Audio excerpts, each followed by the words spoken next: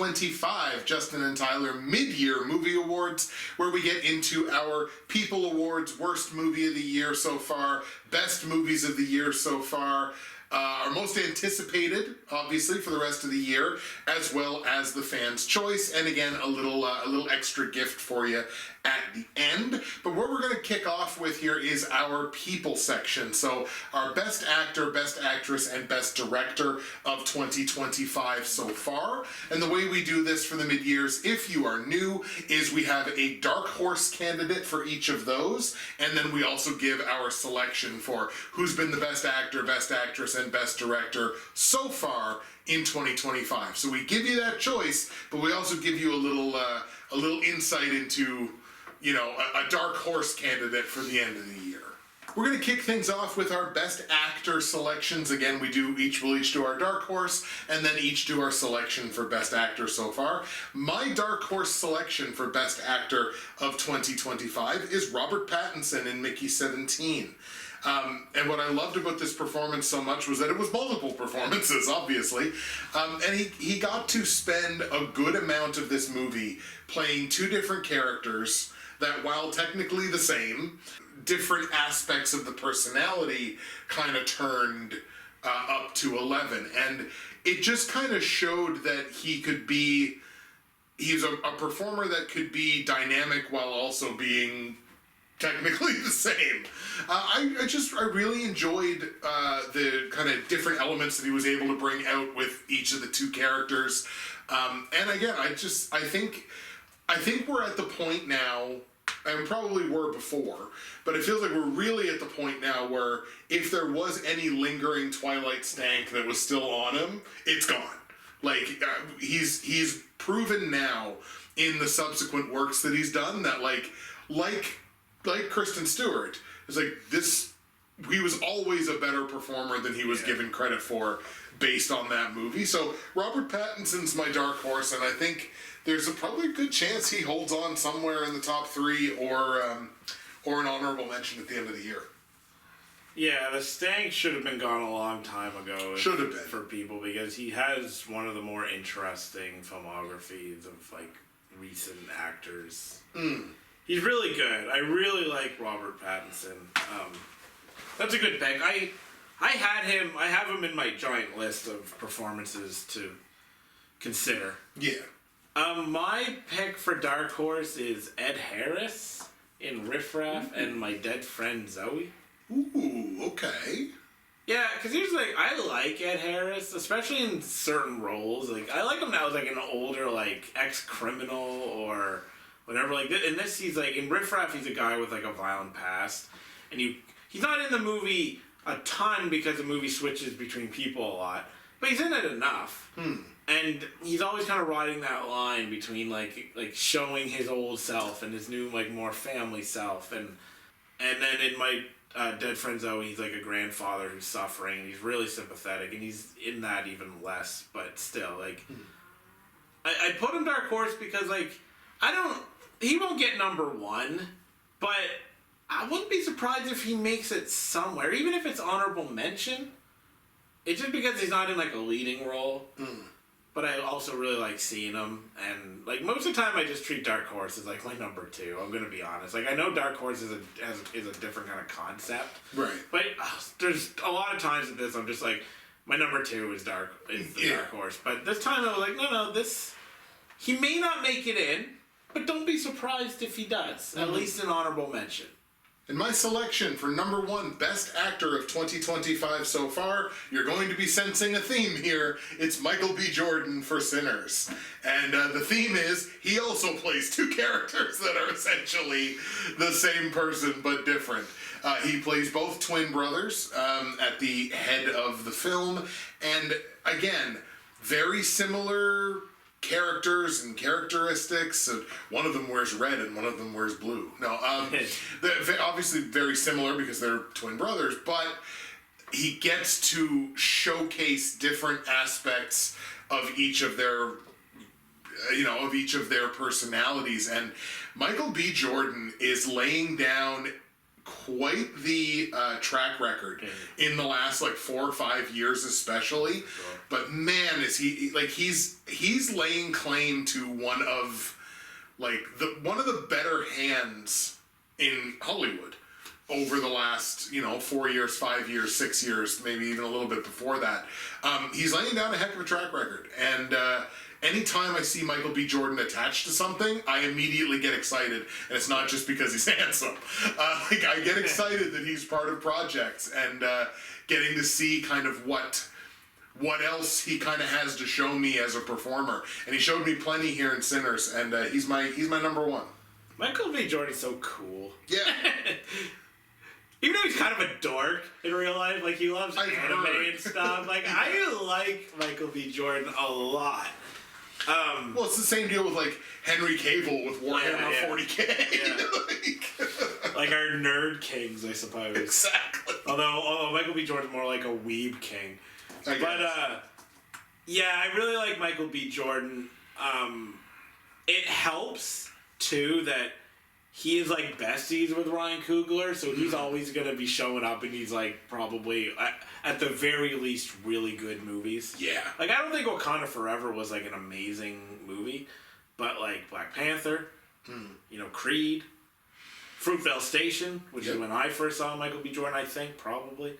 I'm staying on a Michael B. Jordan track, sort of, because as far as I know, my pick is also friends with Michael B. Jordan. Okay. But Jonathan Majors and Magazine Dreams, I think they're buddies. I think so. So, like, you gave him number one the year they did, like, Creed 3 and Ant-Man. Yeah.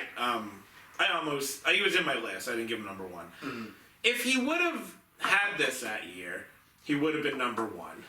Right. Just because it would have really helped, like, because it's a strong performance, right? I actually still like him more in Creed 3. So it feels kind of weird giving him kind of a number one spot here when I didn't in Creed 3. Like, maybe that's something I regret. I can't remember who I gave number one that year. He has to play, like, a really, like, socially awkward, to put it lightly. Yeah. Like, straight up demented, like, bodybuilder, so obsessed with his image that he's nuts. Yeah. And, like, has to try to be a little sympathetic, even though it's hard to like him, but it's like, it's not a cold performance at all. Like, it's very dynamic. He's trying so hard in that movie to be normal. Yeah. He's trying so hard to be so normal. awkward. He is so awkward. It's, like, hard to watch. Yeah. Sometimes. So, I don't know that this will be my number one at the end of the year, because there might just be performances that I end up liking more, even in the ones that I've chosen this over. But right now, I will give Jonathan Majors his flowers for Magazine Dreams. Not a movie I'm in love with, but I do really dig him. I dig Jonathan Majors. Yeah. As an actor. Absolutely. I was super excited for his rise, and then the stuff happened, but now he's, like, kind of back-ish, and, it is what it is, but as an actor, he's great. He had that run of just those three movies. Yeah. Ant-Man and Creed 3 and then Magazine Dreams, which again was supposed to come out in, I think it was 2023. That's a killer 3-movie run of like a performer at the peak of his powers. Like, that was incredible. That's a truly impressive year, right? Even by any standards. Yeah, like an all-time great standard, really. Like, just in terms of 1 year, like it's a hard year to beat. All right, so next we move on to Best Actresses. I have a bit of a conundrum with mine, because I had two choices for Dark Horse, but I'm going to go with the one that fits more firmly in with the definition of what a Dark Horse is, meaning might make it in, because my other pick was like, probably very likely she's going to get in, so I won't talk about her now, even though I actually want to talk about her a lot, but this pick is more interesting, I think, too. Rachel Zegler in Snow White. Really? Yeah. Okay. Again, this is Dark Horse. Yeah. I'm not saying she's gonna be in. Right. Is Rachel Zegler kind of annoying? Yeah, a little bit. Right. Like, is she one of my favorite actresses? No. Is she a talented actress? Yes. I think it's undeniable. Because people will do, like, I have to go, like, culture war, I guess, on this a little bit before I touch on... Well, it kind of touches on why she's good as Snow White, actually. She does actually play, like, a good Snow White. You know, the thing going around is, like, she means she's going to be jealous of Gal Gadot. It's like, come on, guys, it's a movie. Like, yeah, whatever, but... Would she have been my first choice for Snow White if I cared about Snow White? Because I really don't. Right. No, but I mean, what more do you want? Like, she does have the warmth in this movie. Like, she does portray it well. Like, she's a good actress. Yeah. I don't know what to tell people. Like, the movie wasn't very good. Right. And it didn't make much money, I don't think, which, fair enough. I don't like Snow White, but I'm not going to blame Zegler's performance for any of that. Or her outside movie, like, personality. So my selection for Dark Horse for Best Actress of 2025 is, we're going back to the well, Amanda Seyfried for Seven Veils. I feel like I've talked about this movie a lot. Say what I will about Adam McGoyan, does he ever get the best out of Amanda Seyfried?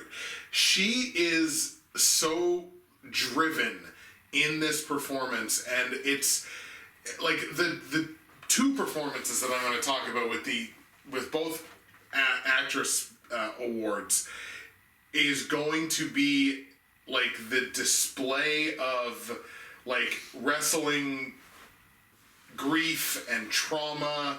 She's attempting to kind of come to terms with what happened to her. She's also still in the process of realizing the depths of what happened to her when she was younger.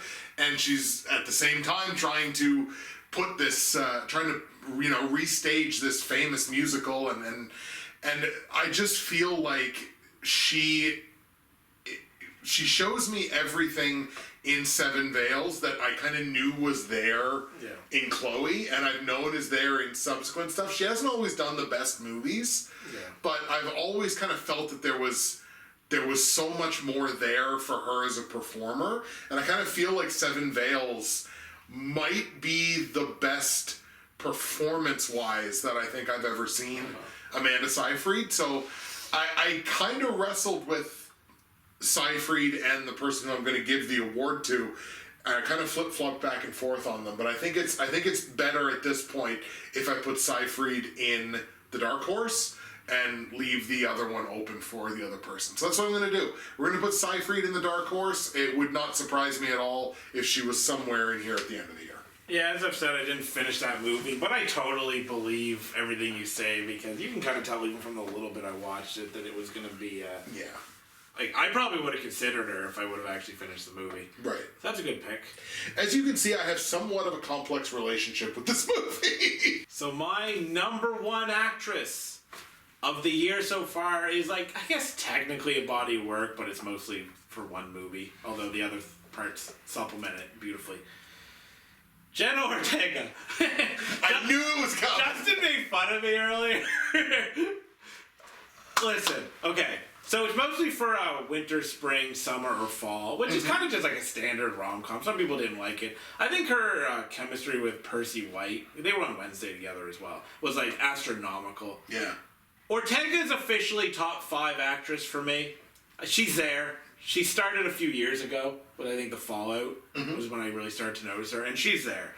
Because she's in like a rarefied era where I will watch a movie just for her. Like, case in point, there was a movie, I did get to see it. I kind of mostly disqualified it from anything because I just watched it when my list was already done, but I watched The Weekend movie, like Hurry Up Tomorrow. Yes. And it's not good. But in my critique of her review, I go, it started with, there's a good movie in here, and her name is Jenna Ortega. She tries so hard in that movie that she, like, inches it up a little bit, right? But the movie is so bad in other ways that I'm like, I can't. And then she was in Death of a Unicorn. Yeah. Which she's great. I would give it to her for that. I don't think any of these performances are like her career best. I actually think The Fallout is still probably her best performance. So she probably should have won that year. But I was trying not to I'm appreciating the build. Say this every year. It's always her eyes, right? Yeah. It's always her eyes. So even though she kind of just has to be like kind of appealing and endearing, but like kind of a bitch at one point during the movie and stuff. You can always understand why these people fall in love with her, though. Right. He's like, yeah, I can see it. Even back to the movie Miller's Girl last year, like I called her deadly and seductive in that movie, and she was. And actually, that might be one of her best. That's one of her best performances too, even though that movie wasn't amazing either. Yeah, I'll watch a movie just for Jenna at this point. Like I will be like, oh, she's in it. Like so, she's gonna show up repeatedly in these awards, as long as she keeps making movies of like, maybe if it was a movie with a premise I absolutely despise, I wouldn't watch it, but like when I see her name, I'm like, it's going in the bookmarks, and I'll revisit to see if I like. But it just so happens that like Death of a Unicorn was a movie I was interested in, and she was like the best character. She did all the heavy lifting of that movie. Like Paul Rudd was fine because I like Paul Rudd a lot. Yeah, my number one is Jenna Ortega, not with the best single performance of her career by any means, but such a strong body of work that I could see her finally ascending to her throne. Right. Like, this girl's like 22 or something, 22, 23. She's like very young, and I'm just like, I watch her and I go, the hell, man?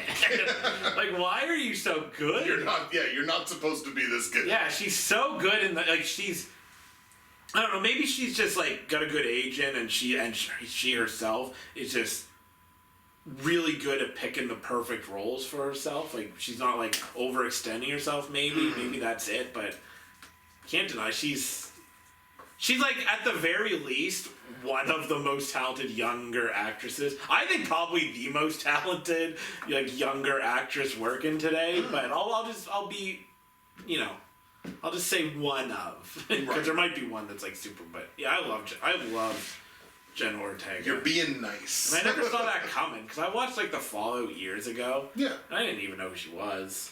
My selection for number one best actress of 2025 so far is Odessa Young. So Odessa Young is the lead in the movie The Damned. Oh, which is a cheater for this year. Yes, I didn't watch that.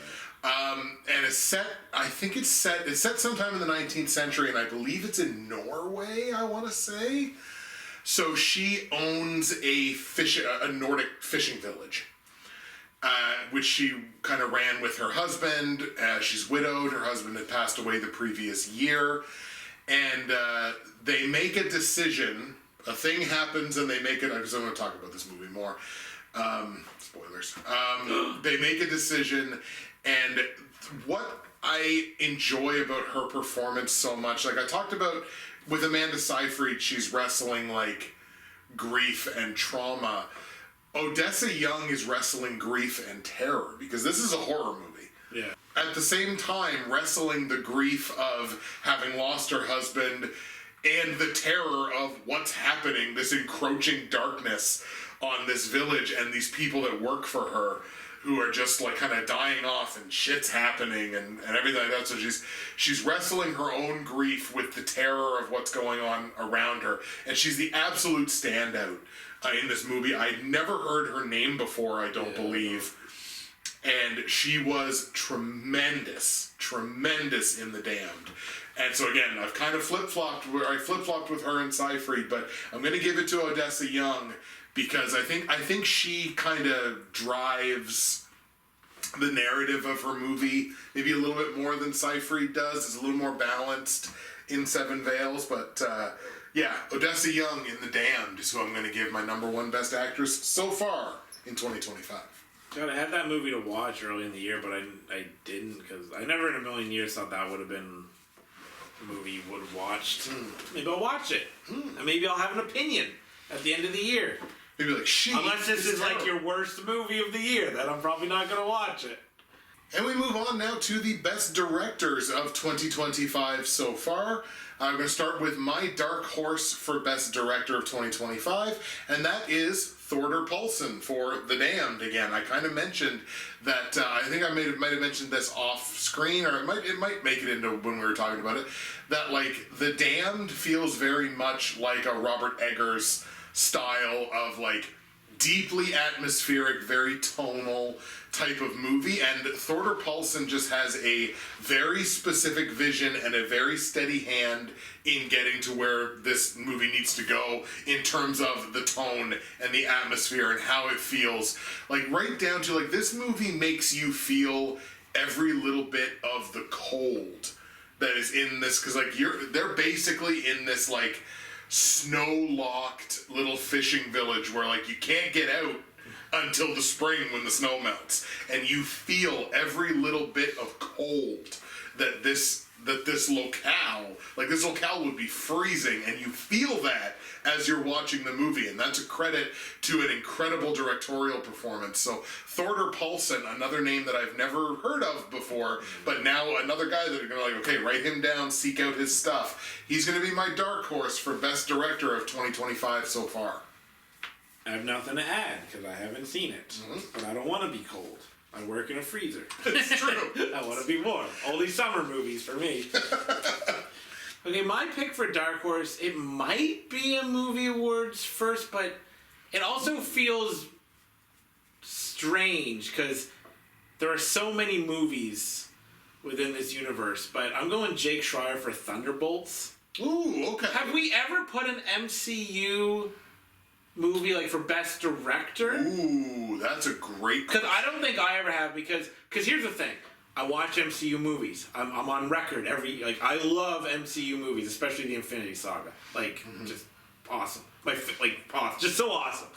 But I almost never am like, yeah, the direction. Like, it's obviously put together super well. Like, you can marvel at like, the Avengers movies, like, especially like Endgame and Infinity War, because there's so much going on, and the visual spectacle, and they're keeping it together, and you could give a best director nod for that. Right. I wonder if I gave one. Did I give it to Coogler for Black Panther? Oh, Coogler maybe. Possibly. If it hasn't been done, I'm doing it. Yeah. Because this is a dark movie. This is like an old school MCU tone where it's like, it's dark. It's not, and it has jokes. It's not afraid of telling some jokes, but it is dark. Yeah. And visually, like, especially with like the void. Yeah. It's awesome. Like the trailer scenes. It's not even a spoiler of him just going like boom, and the body's just turning like the shadows, basically, right? Yeah. And like, ooh. I was like, when I saw that, I was like, oh, that's beautiful. Yeah. And like the performances are all great, though not necessarily like best of the year. Well, I guess like the Sentry guy was a really good performance too. But like, you know, and I love what's her face? Oh my God, why am I forgetting your name? Yeah, Tyler, why are you forgetting your name? Oh my Florence God, Pugh. Florence Pugh. Oh, we're so sorry, Florence. You're like the anchor of the new MCU. I've literally given you 2 awards. Like, I've given her at least 2 awards. Anyway, but yeah, so like Florence Pugh, I've always liked her. She's become a current. I don't know if she's top 5, but like a current actress that I always pay attention to. But yeah, and that's part of directing, obviously, good performances. But this is like one of the more visually interesting MCU movies. Now, it doesn't have like the big budget Avengers spectacle. Right.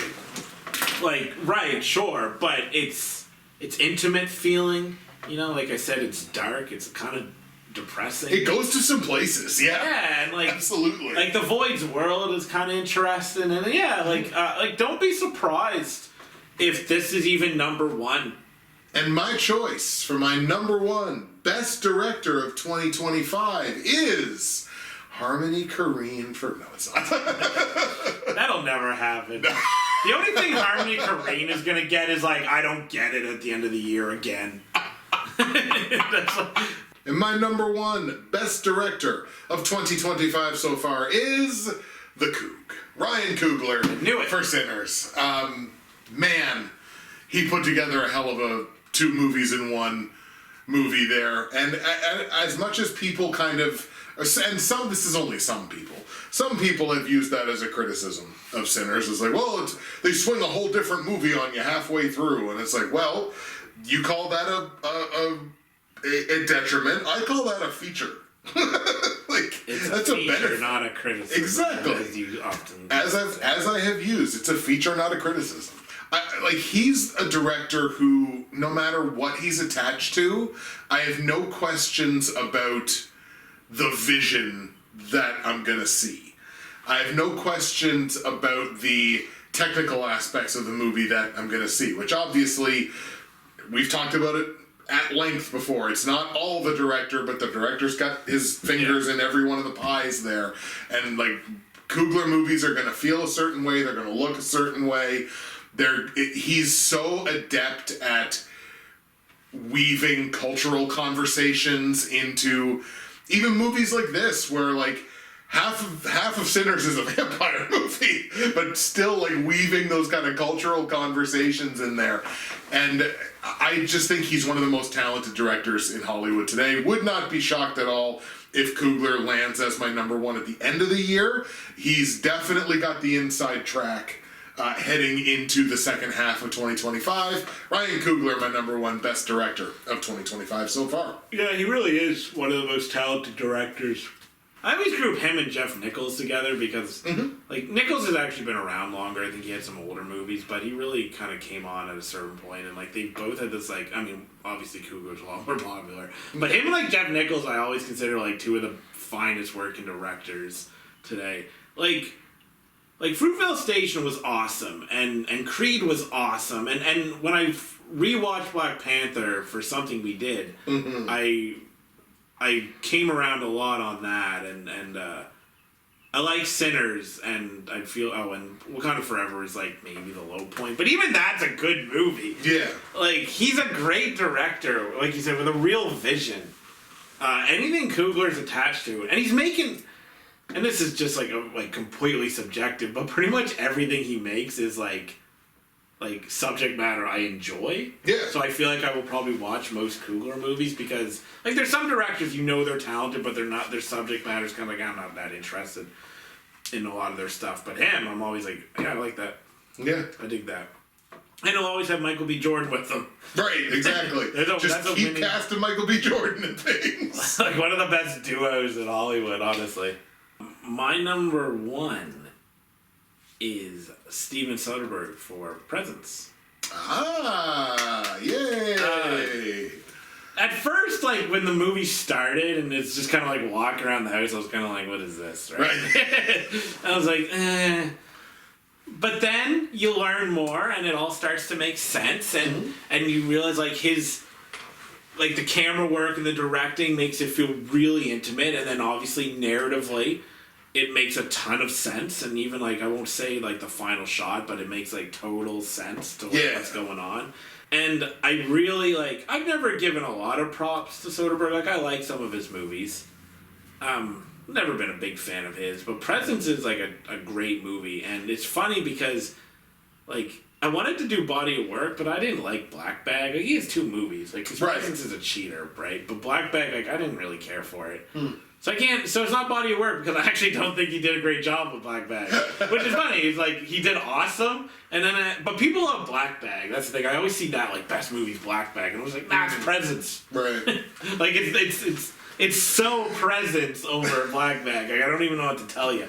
And the directing is a big part of that because he had a clear vision of the presence and what was going on there, and he stuck to it. And because you could very easily have shot that film as like a found footage style film. Yeah. Like, it's a modern home. There's webcams or security cams or whatever in every room. Yeah. And you could have shot the film the same way. But shooting that film from the perspective of the presence. Yeah, I love that. Yeah, totally. I really love that. That's just like, it's not my favorite movie of the year, even though I really like it. It'll be somewhere in my top 30 at the end of the year. It's aging well too, though.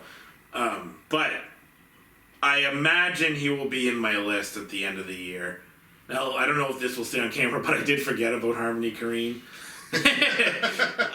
for some reason. All right, so next we move on to the single worst movie of 2025. P.U. Ew, it's stinky.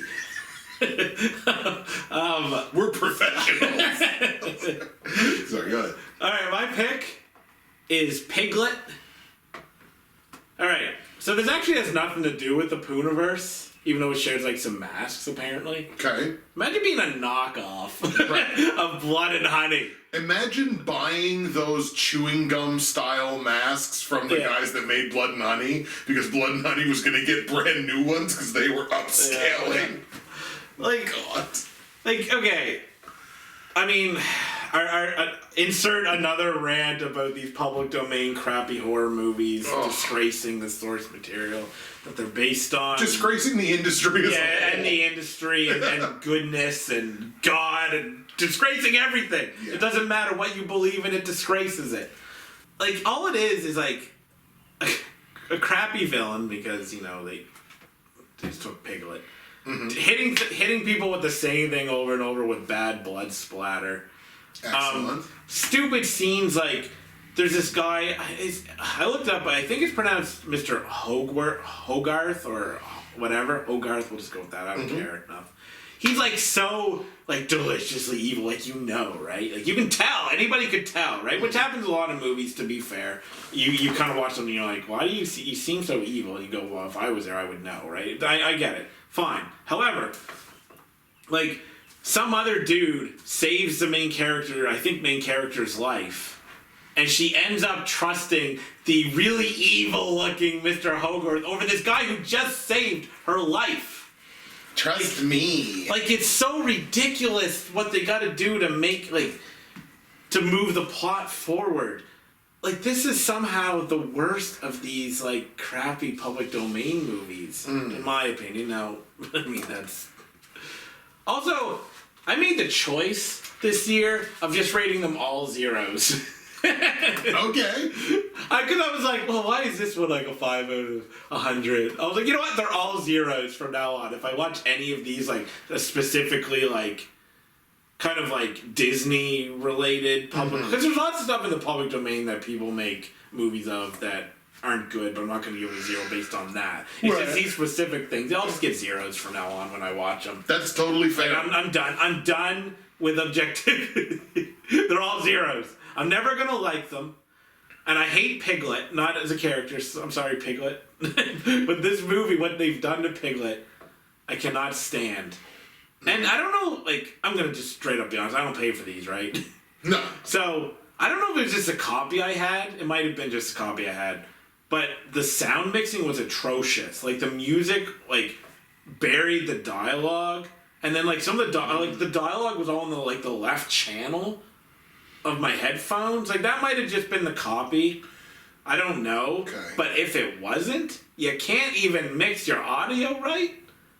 Like, and then the other normal movie, I would just be like, it's probably just a copy. But in this, I'm like, I'm really just not so sure. Yeah, in this, it's like, well, I mean, these guys, like, flunked out of film school. Yeah. So it wouldn't surprise me at all if all the audio was in the left Like, I channel. think the music was intentional. I think it was just bad mixing. Which, to be fair, I've probably had problems with when we would, like, film, like, The Hatch or whatever. I don't, like, it's kind of hard to get that. I understand, but... Mm-hmm.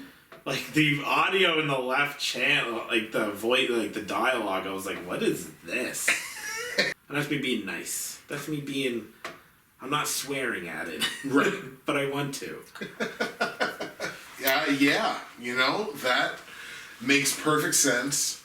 I'm going to do you one better, and mine's Screamboat. I knew it. I knew it was Screamboat. So, look... You said the most important thing that you will ever say in what you just talked about, which is that for as many of these shit movies as there are, you don't pay for them. Right. Oh, you did though. Right. Yeah, because I got mad at you. You did. I was actually like, I'm really disappointed in you. No, I felt betrayed. You're justifiably mad at me for the fact that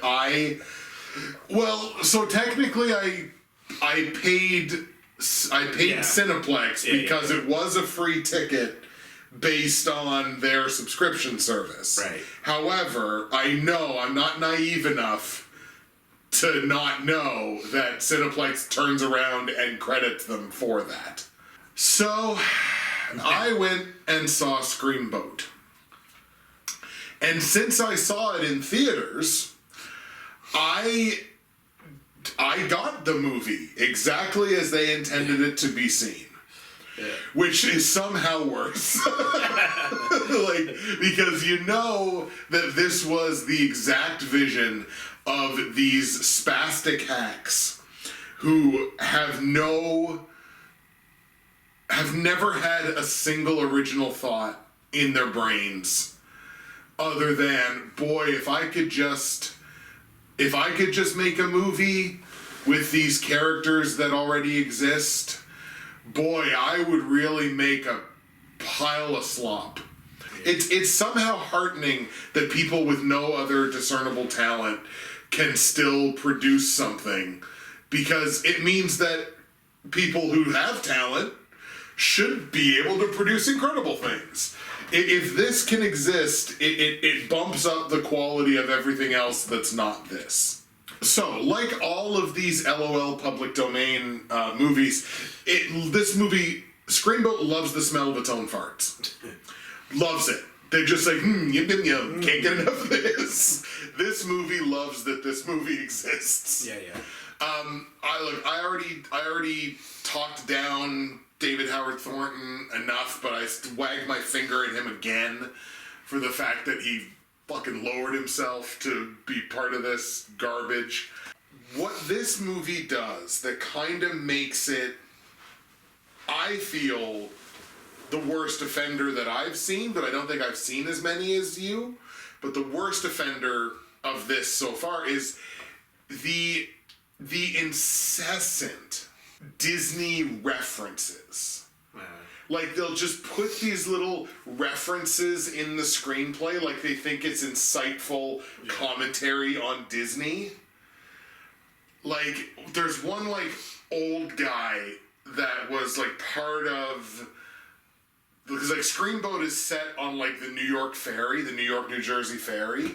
So there's, like, this one old guy that's on the ferry who's like, I was around when originally, you know, Steamboat Willie and his friend Walt. Yeah. Walt D. Do you get it? His friend Walt D was on there, and then some stuff happened, and he got locked away, and now he's back, and he doesn't like people. But he's like, you know, he's here, and there's things that just happen over and over and over again. And they think it's like insightful commentary on Disney recycling the same ideas over and over again. And it's like, okay, that might be insightful commentary if it wasn't part of this stupid piece of garbage. Like, if it was part of anything moderately better than this, maybe that might be worthwhile commentary. And also, like, say what you will about corporate Disney, but Disney movies have, like, shaped the lives of many, many people and actually done a lot of good. Right. Like, the corporate side of Disney, you know, whatever, but people love Disney movies and have learned a lot from Disney movies, and childhoods have been, you know, grown because of Disney movies. Well, like, you've passed Disney movies down to multiple generations. Yeah. No one in their right mind will ever show a child of theirs one of these movies. Right. Ever. Period, ever. Yeah, I guess the ones that hate their children. You ate 2 pieces of toast instead of 1, so you gotta watch Screamboat today. Exactly. And just again, the incessant, like, ham-fisted references to other Disney properties, and then this one has the outright gall at the end to leave you on a cliffhanger. No. Yeah. Because the reason that Willie exists is because I know my wife is still alive out there somewhere, and at the end, they show that this version of Minnie, I guess, was just living on a trash barge. Just on a trash barge for 70 years. And we think Willie's dead, but he's not. And all of a sudden, oh my God, Minnie found him. Now they're gonna team up. Well, yeah, the team up. You need it. I'm so excited. Because it's the Avengers of shitty Disney public domain remake garbage slop bullshit. I don't want to hang on the cliff. I want to jump off. Yeah, exactly. Is there any way that I can just pull the entire cliff down with me? Yeah, so no one else... Maybe we could destroy the studio that released it with the cliff somehow at the same time.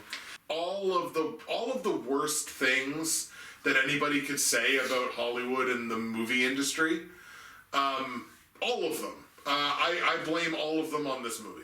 I got 4 little points. Okay.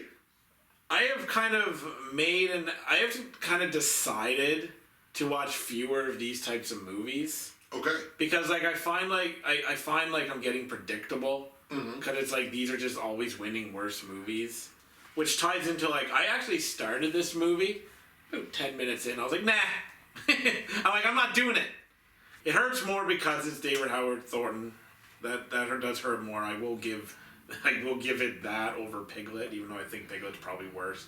But the thing is Piglet is just a bad indie movie. This is also a bad indie movie, but because it has David Howard Thornton, you're just like, bro, like it hurts more, right? Right, absolutely. And you mentioned like you were considering giving it most insistent upon itself, and I actually did have like as a backup in case I couldn't come up with anything good of like these public domain movies or just in general. Yeah. But then I was like, nah, I rag too much on this stuff. And now we move on to the best movies of 2025 so far. This is a top 5 list for each of us, and we each get 2 honorable mentions. We'll do our honorable mentions first, and then go shot for shot, number 5, number 4, number 3, number 2, and number 1 best movies of the year so far. So I'm going to start with my 2 honorable mentions. My 2 honorable mentions are Seven Veils and Mickey 17. I told you I've got a complex relationship with Seven Veils. Adam McGoyan's back on the map. It insists upon itself. It's got a great performance. I'm kind of all over the place with this, but one thing that is for certain and will stand the test of time, Adam McGoyan has been horny since the late 90s, and there's no stopping him now. So, alright. He teams up here again with Amanda Seyfried, who I think was... I'm of the opinion that she's the muse behind his best work. I still think Chloe is his best film. Again, it's a movie that's kind of... I don't want to say it's all over the place, but it's a movie that, again, I kind of have a bit of a complex relationship with, but the more I kind of think about it, I feel like it's one of the movies I've seen this year that probably demands being watched again. Because I get the feeling that in the right mood, this might be something of like a powerhouse. And I'm maybe just wasn't quite in the kind of mood to take this movie as much as it potentially could have been. I think Seyfried's performance was excellent. I feel like she has to be almost different characters in different settings. Like she's different when she's by herself, or when she's directing, or when she's kind of one-on-one with people. I feel like it's a pretty multi-layered performance, and ultimately I do kind of land on, I enjoyed the film. I maybe even really enjoyed the film. It might be a powerhouse if I watch it a second time. The only other thing I'll kind of mention about Seven Veils before I move on is, like another movie that we're about to talk about that lands actually in my top 5, the way it doesn't kind of exposition fairy and give you the whole narrative right away. It kind of builds its narrative piece by piece, so you put it together more and more as the movie goes, rather than like, this is the premise and this is what you can expect to happen and off we go. It kind of builds it and builds like the backgrounds of characters, I think, fairly slowly, and kind of allows it to kind of unveil the story rather than here's the story. So I appreciate when movies do that well, and again, we're going to talk about one here shortly. And with Mickey 17, like, I'm not afraid to admit that Mickey 17 took probably more than a half hour for me to really get going for me. Like, it was laying breadcrumbs to stuff that it was obviously going to be coming back to. Yeah. But I felt like it was about the first 30, 35 minutes, basically until they brought in the multiples aspect of the movie, that's when it kind of really took off for me. I think it's a movie that's got a lot to say, certainly within a sci-fi construct. I thought Robert Pattinson obviously was fantastic, giving him a nod with my performance. At first, I did kind of think that the combination of Mark Ruffalo and please pause. No, Toni Collette. Right. Yes. I don't know why I thought like it was Tilda Toni Swinton. Collette. Yeah, and like originally, I like their interplay with each other more than I like any of those characters individually. Yeah. But I really like it's obviously verbose and over the top, and obviously is trying to caricature a certain Orange Menace, very obviously. But I like their interplay kind of back and forth with each other. It was an enjoyable movie that was a little touch and go for a little bit in terms of like, oh my gosh, is this going to land anywhere near where I want it to? But ultimately it did, and it winds up on my honorable mentions, and I think that should safely find its way somewhere on my list at the end of the year. I'll assume the same for Seven Veils, but that might actually be dependent on whether I watch it a second time or not. Jeez. Alright. I really enjoy Mickey 17.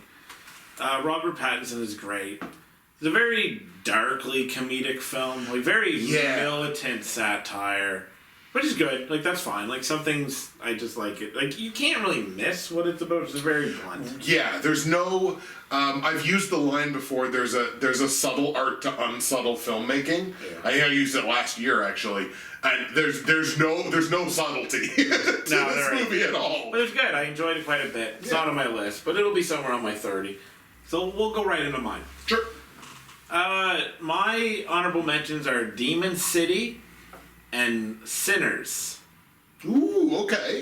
Demon City, like I'm a simple man, alright?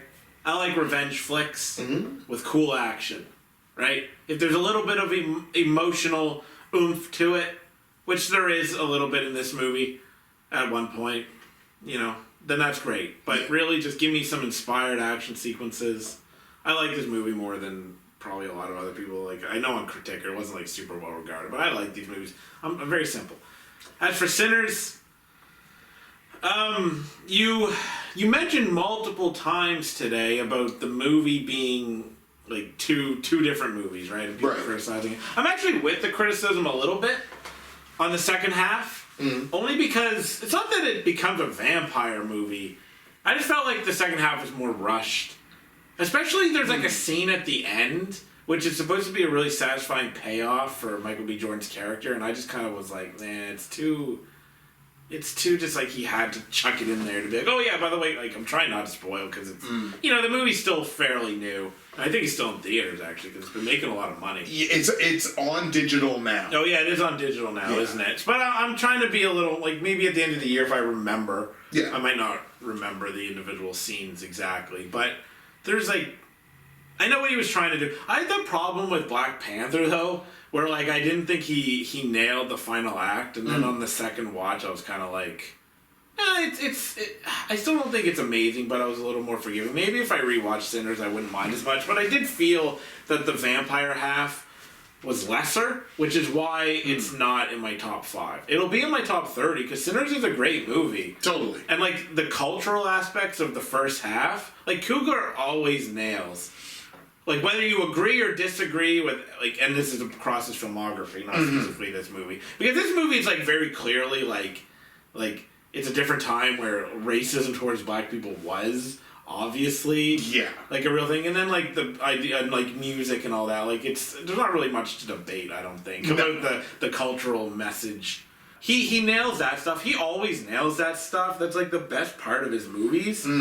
I don't find that he handles action as well as he could, but he's still good. It's still really good. I do really like Sinners, and from a technical perspective, it's really great. Breaking into the top 5 list, my number 5 best movie of 2025 so far is Magazine Dreams, and Jonathan Majors is brilliant. He's so brilliant in this movie. And Killian, the name of his character, tries, and I mentioned it, I don't know whether will stay on camera or not, he tries so hard to be normal. Yeah. And you can see in these, there's so many scenes in here where he's in public and he's fighting so hard to be normal. And he's fighting social ineptitude, he's fighting like obsession, he's fighting violent tendencies, and he's fighting the fact that he can't find belonging anywhere in his life. Like, he delves into absolute fantasy about his own life just for self-preservation, right? Like, his self-image and self-worth is completely built upon, like, I'm gonna be Mr. Olympia. I'm gonna be the greatest bodybuilder of all time. I'm gonna win competitions. I'm gonna be in magazines. I'm gonna all these things. I think at a certain point when he has failed at that to a certain degree, I think he becomes completely delusional. I like to look at the movie this way. I don't think the stuff with Brad actually even happened. Dang. I think he completely, and I think we see it on screen. I think what we are seeing on screen at some point is him becoming an unreliable narrator about his own life. I don't think the stuff with Brad even actually happened. I think the phone call's completely in his head. I don't think they actually have sex. I don't think they ever have any contact with each other at any point in the movie. I think all of that is his own delusions, his own self-preservation about the fact that he knows internally he's not going to become what he's focused his entire life around. And I think in those moments, he completely creates that delusion. Yeah, maybe. And I don't think most people will agree with me on that. I don't think that's probably the way the movie intends it. I'm sure the movie intends it as, no, this stuff does actually happen. But, like, especially the stuff with Brad, it seems like it happens so, it's so breakneck. Like, he just eventually does get the phone call. Yeah, because, like, he's obsessively contacting him. Yeah. And then all of a sudden... It happens. Yeah. And I think, like, because he fetishizes Brad so much, that, again, I prefer to think of it as all that stuff literally just happened in his own head. It's such a cool exploration of, like, celebrity and faux celebrity and the concept of, like one person's kind of concept of what celebrity is and what it has to look like for them. It's like, I should probably maybe even rewatch this movie again, because and if for nothing else, for that absolutely brilliant performance. So Magazine Dreams is my number 5. I liked Magazine Dreams. I didn't love it. I gave it a 7 out of 10, which is respectable. Mm-hmm. I've given a lot more 7 out of 10s this year of movies where I've been like, because to me that's good. And I like, I say it out loud and I go, Magazine Dreams is a good movie, and I feel good with that. I'm like, yeah, I don't think it's great. I mean, his performances. I don't really have 2 points. I think the movie meanders. I think that's like the biggest criticism. But also, like the first half or whatever, maybe it's not half, but it almost feels like a body horror movie. At least tonally, maybe not visually so much, but it feels like it. I remember watching it being like, this is like borderline body horror and just how it feels. Yeah. I don't know that I don't think I was destined to love it, but like I liked it. So my number 5 is Grand Theft Hamlet. Ooh. Alright, so when I first heard of this, I thought this would have a real chance of being number 1, because like the premise is ridiculous. Like, it is. Like, I'm not a theater guy, but like the idea of doing Hamlet in GTA 5, like the ridiculousness is not lost on me. Right. And the trailer was so funny, like when they're just talking and the guy like falls from the sky. Like I love video games, even if I don't necessarily love GTA anymore. I mentioned Parteb or whatever and his plane, and there's some really funny moments. But what you don't expect going in is this is like a pretty careful reflection on like isolation, like during COVID, joblessness, motivation, connection. You know, like, you don't necessarily expect that to take place in, like, a documentary that takes place in GTA 5. Right. But it does. It happens. And it's a little more emotional than one might think when you, like, see the trailer and you're like, oh, yeah, they're going to try to do Hamlet in GTA 5. So, that's really all I have to say about it. The fact that it was in theaters for a little while is awesome. Though. I would have loved to see it in theater. That would have been a heck of a theater experience. I would have really dug that, but we don't get to do that. We wouldn't have got it anyway. But I mean, yeah, that's it. Number 5, Grand Theft Hamlet. That's super cool. My number 4 best movie of 2025 so far is The Damned. Again, director Thorder Paulson. It's actually an Icelandic fishing village. It's not, it said Norway earlier, but it's Iceland. So again, set in this fishing village in the 19th century. The setup behind the movie is, it's a particularly harsh winter. They're snowed in, and there's a shipwreck off the coast of their village, and they can see it. And it's like they're kind of in a spot where shipwrecks and things have happened before. But this is happening like very slow, like they're watching it slowly happen. And there's this debate between like, we can probably get to them. Do we go help them? And, their resources are sparse, and they think like, well, if we try to go out, we can get caught out there too, and we don't have the resources for this, and da-da-da. So they're very slowly just watching these people die. And it's very, like, obviously, like, there's they're emotionally wrestling with, what do we do, what do we do, what do we do?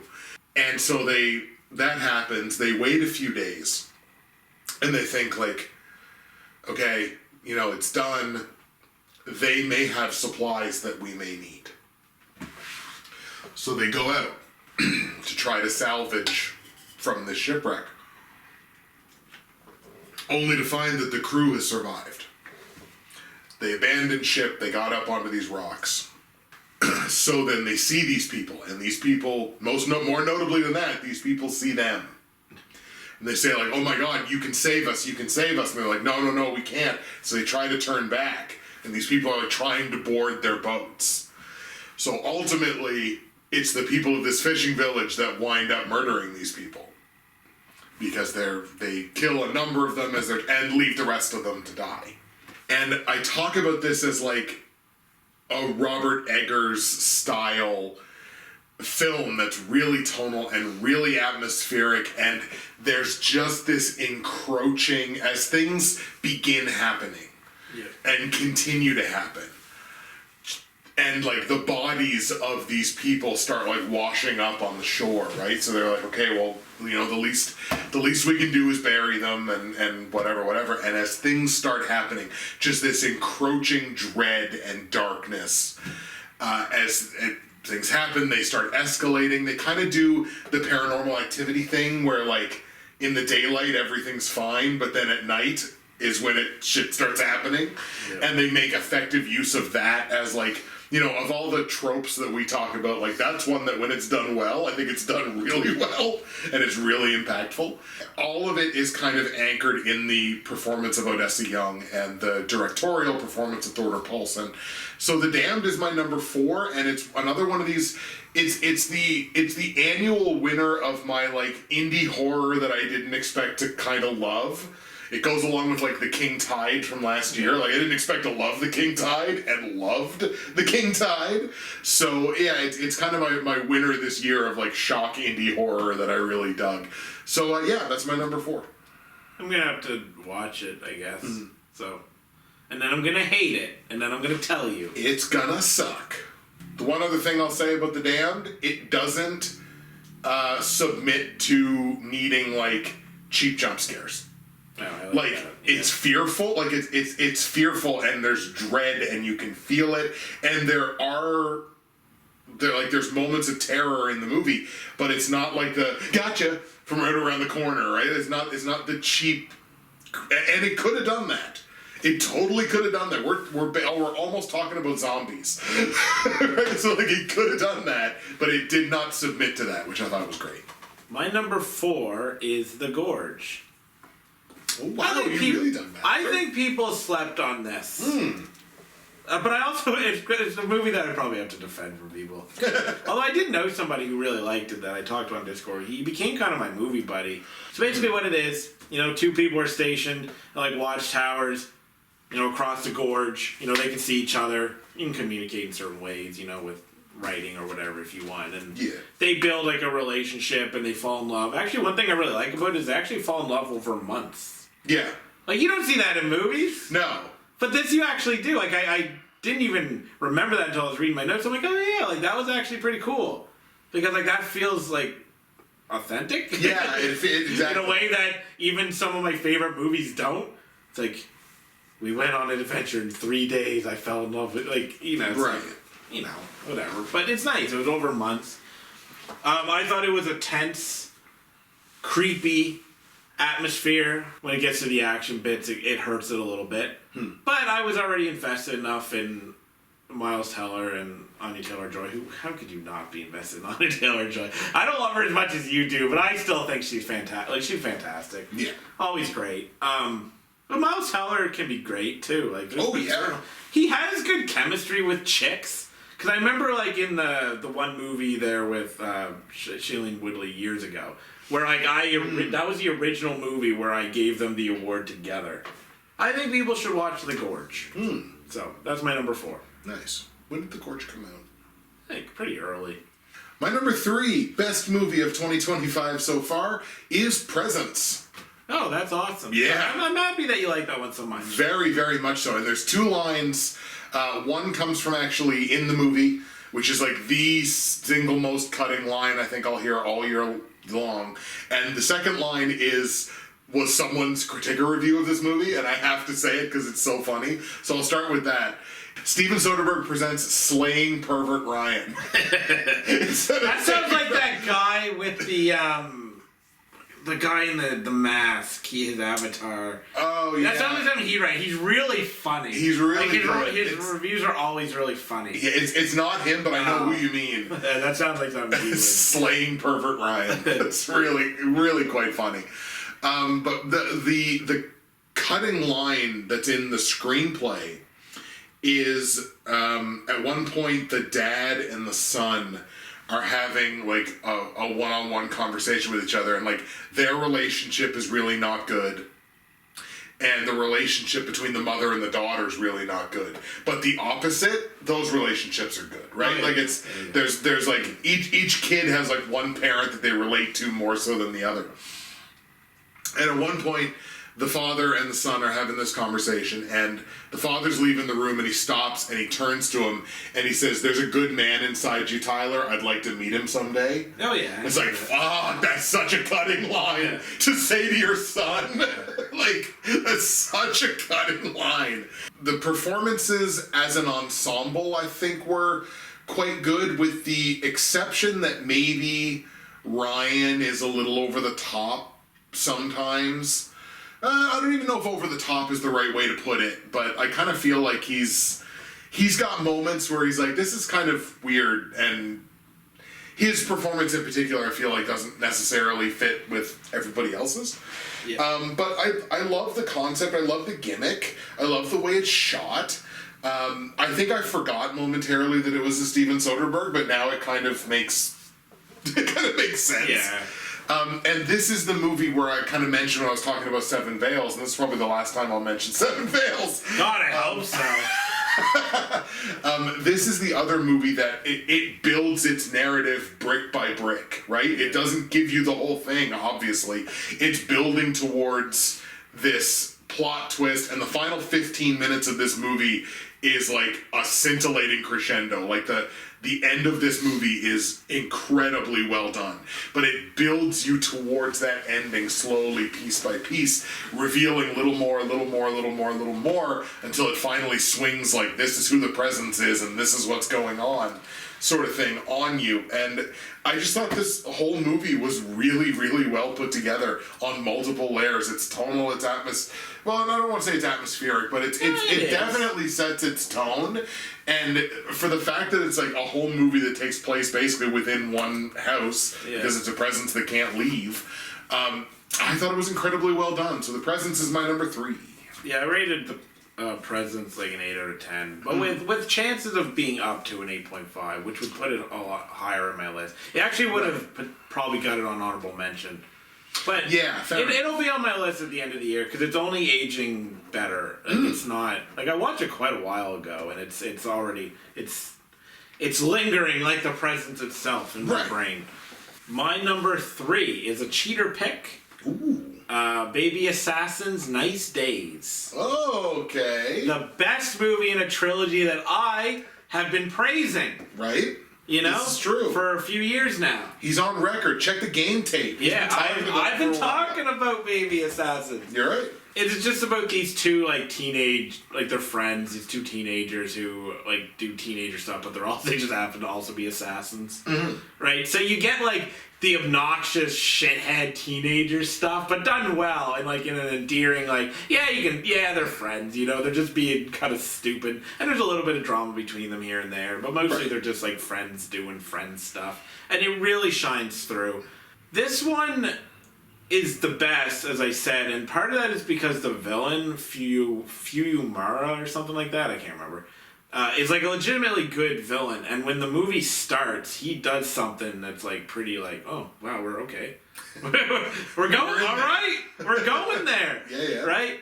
And so then they have somebody like, and that like to kind of be even a little scared of throughout the movie, and then when the final fight happens, it's huge. It's generally a more serious affair than the previous two, although there is still the comedy that makes them great. Like the thing I always say about this is, like, it's classified as an action movie, and there is truly some inspired choreography and action sequences here, but it's more of like a drama. Like there's like a little bit of action, you know, but it's not.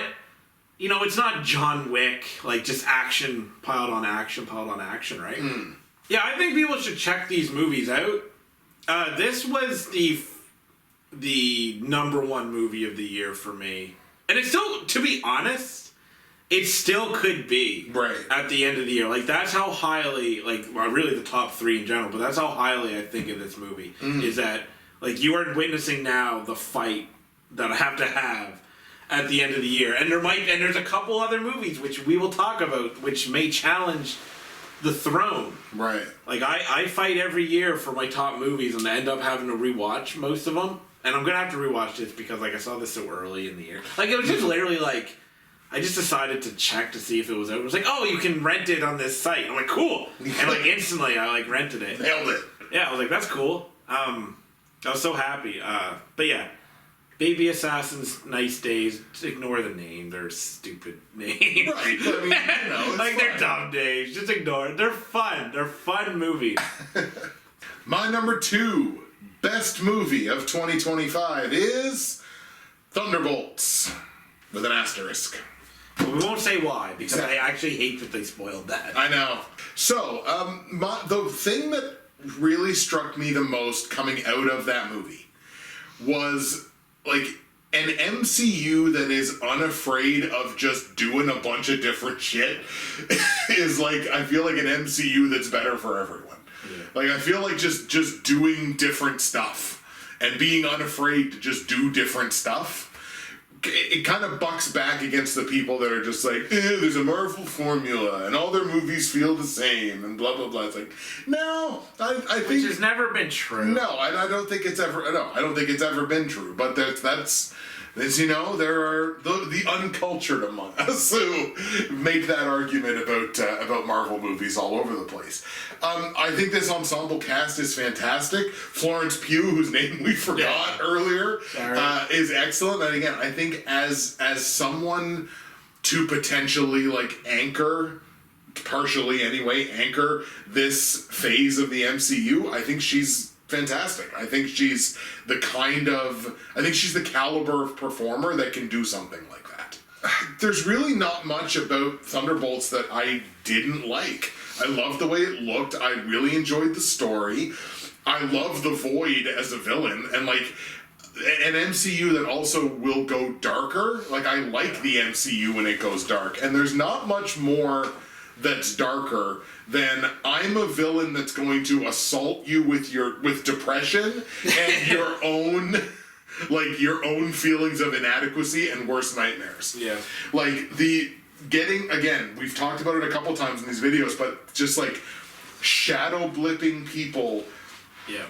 into a world of their own worst memories is just like, this is one of the darkest things, I think, at least in concept, that the MCU has ever done. And I think it's one of the coolest ideas, or the coolest villain entries that we've had in the MCU, even though Bob winds up, like Bob's not a bad guy, but the villain side of himself with the Void was visually super cool, and I thought it was integrated in the movie really, really well. And like, I didn't even get annoyed by Julia Louis-Dreyfus, and sometimes I do. Oh, do you really? I enjoy her very much, like but sometimes I'm just like, I don't know if it's the voice. Sometimes things are just grating, but I actually really enjoyed her in this movie. And there's not a lot about Thunderbolts that I didn't dig.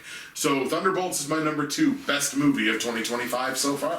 Yeah, you nailed it. I'll go on to my number 2. Okay. Which is Baby Invasion. You know what's funny though? Because you were almost right, but right when we were sitting down to predict, I was like, I gotta make a choice, and I switched. So I didn't do it to screw you, and I thought about switching it back so you could be right, but I was like, no, I made the choice. Exactly. So we tried to predict each other's before we got started. I think I'm right. I predicted Sinners for his number. We'll see. Right. But yeah, he predicted Baby Invasion, which is like fair enough. Yeah. The thing is, like, I really like Harmony Korine, and he can always be number 1. Last year, Aggro Drift could have been number 1. I'm happy right now that it's not, but I don't think we're in like top tier Korine era. Mm-hmm. Like, I'm interested in what he's doing because it's weird. Right. But like Gummo and stuff like that, up to Spring Breakers is like top tier Korean. Like those would all be number 1.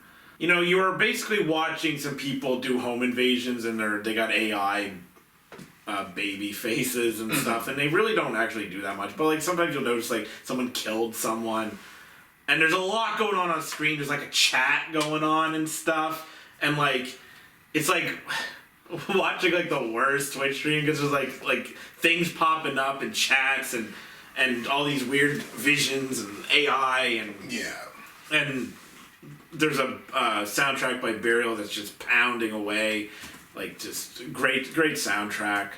And there's 2 versions. One has a narration about a bunny. That is actually the better version, not just because it's a bunny, but it's even the way it's mixed in, because it's not like just I didn't know what it was gonna be. I didn't know if it was just gonna be like a dude talking, but it wasn't. It was like mixed in with the sounds, and it was cool. Like I actually enjoyed it, and then it added like a kind of a story to pay attention to a little bit when it comes in, but it's not constant. So, but I actually kind of like though that I had to watch 2 versions in a sense, even though they should have been audio tracks, like I ranted about. In that, like, there's a lot going on that you want to pay attention to, because you like the first time you want to see what they're doing, even though a lot of the time they're just standing around, but you want to see what the people are doing. But then you also want to read the chat, because there's like some funny stuff in there, right? You want to read that, and then you want to listen to the music, but like your eyes, you're like, but I want to read the chat and I want to see the plot, even though there's not much of one, and I want to see all that. And then in the second watch, I was like, okay, now I can kind of like focus a little more on like listening to the narration. Now some people might not have that problem. Maybe they can all pay attention. I can't personally. It's like too much for me. Yeah, I can understand why somebody wouldn't like this. Obviously, this is a good like kind of look at like violence as commerce. Like that's like one of the things this kind of tackles. Not that Koreans out there trying to make the deepest movies of all time. He's more about vibes, especially with Aggro Drift. But even this, it's like if I had like one criticism, it's like some things probably go on a little too long, but I don't really mind. Like this isn't going to convert fans, right? Like if you don't like Harmony Korine, this isn't going to be the one. This isn't going to be the one, because it's controversial too, though, because like he's embraced AI in a way that like even I'm kind of like he's doing interesting things with it. Like you can tell stuff's AI, and I wouldn't recommend Baby Invasion to anybody. Like, unless you're like a real cinephile and you're like, I like Harmony Korine, but I like this, like, yeah, give it a shot. right? So it's my number 2. It could be number 1 at the end of the year. I don't really know. I don't know if I'm gonna rewatch it. I'll probably have to rewatch it again. All right, so a couple things about Baby Invasion. I feel like it really highlighted like FPS gamers like edgy wannabeism. Yeah. Because there's so many moments, especially with like whoever you're on like first person perspective with, where like they're just like in a mirror and they're just going like, yeah, exactly. look how cool I am. Yes. Or like sitting on the toilet and like, I'm cool, man. Oh, yeah, like, he's sitting on the toilet. I remember, the toilet part. I remember that. So I feel like that really captures like, I'm like, this seems like the average COD player. Like, yeah, this makes sense. It's funny you mentioned like, well, not funny, but like you mentioned the Twitch chat. Like the ever-present Twitch chat that's going on there, and actually I think that's where like some of the best narrative aspects of the movie take place in that Twitch chat, and because it's haunting in a way almost, because you're like, okay, yes, very clearly a lot of this is AI generated, because if you look at what's actually being said, a lot of it's just like Mad Libs, right? So I'm like, okay, some of this is definitely real people. Yeah. And some of it's AI generated. So it's like, okay, that's fine. But it's the concept of it is that there's this group of people that are so desensitized to the atrocities that are happening on their screen. All they're concerned about is like the memes and sounding clever. Yeah.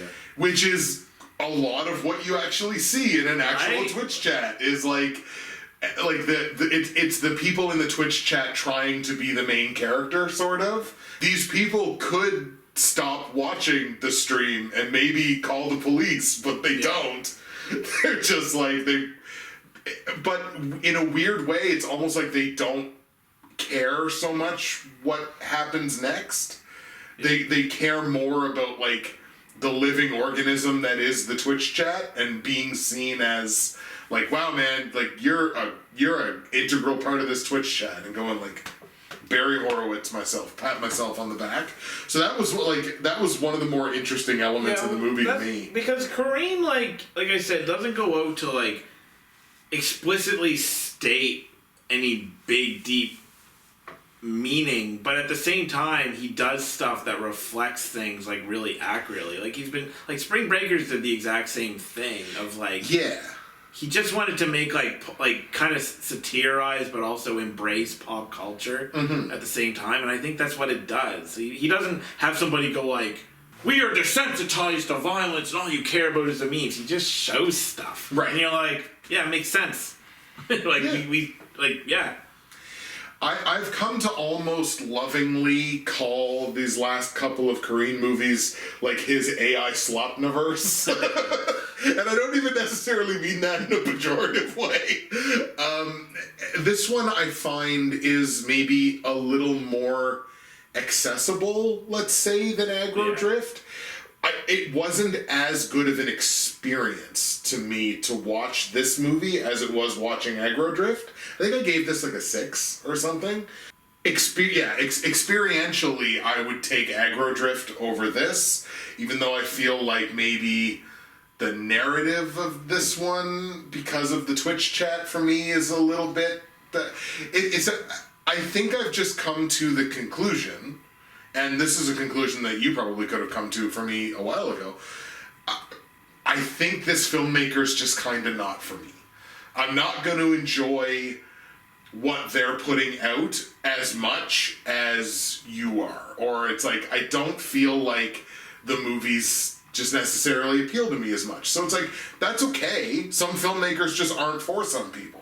Nor should he be. Like, I don't want the industry to be like this. Right, yeah. I want him to be like this. Can you imagine if this, well, you know, leave AI unfettered for 20 years and maybe this is what the industry is. Yeah. But yeah, as of right now, no, I feel like if every filmmaker was Korean, the film industry would be exhausting. Yeah. It would suck, and I say this as a massive nuthugger. It would be terrible. Totally. It's like, man, I would just kind of like to watch a movie. Yeah. Like, this is a normal movie. Is it possible to just watch... Can I just watch Bambi? No, you can't. His number 1 is Dune. Ladies and gentlemen, give it up for your boy, because he nailed it. My number one best movie of 2025 so far is Ryan Coogler's Sinners. So, look, Ryan Coogler, first and foremost, wants you to understand that in the Deep South, they eat pussy. That is what Ryan Coogler wants you to understand. Because there are multiple moments in this movie where the narrative stops. Yeah. And they're just like, just straight up like, you ate my pussy. she's just like, you know what? Come get it. And it's like, okay, you want us to know that in the Deep South, that's what you're about. And I'm on board. 2 thumbs up, Ryan Coogler. Give him his Oscar now. Look, I just like that line and definitely wanted to use it. I think this is a movie that's pretty rich in message and meaning, like a lot of Ryan Coogler movies are. That totally makes sense. And even though, like, the literal white devil is a pretty overused trope, I feel like in a movie that's got the stylishness of this and the substance of this and is made so specifically and so insightfully as a massive talent like Coogler can do, I feel like tropey can play. And this can definitely play, again, even though it is the literal white devil. Well, like I said, it's a time, like the era, right? It was like, yeah, that makes sense. Absolutely. It's not that all white people were bad or anything. Like, No, many of them weren't. Like, that's the thing. Right. It's just, you get it, right? And this is not even just about evil white people. This is like, no, it's the devil. Like, here's the devil, and they inhabit the white people first. And it's like, okay.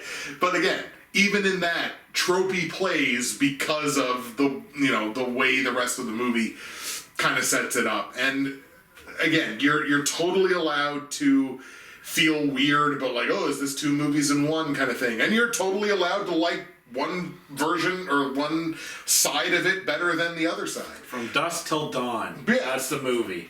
There that you we go. tried to remember. Ah, there you go. Okay. Oh, yes. Absolutely.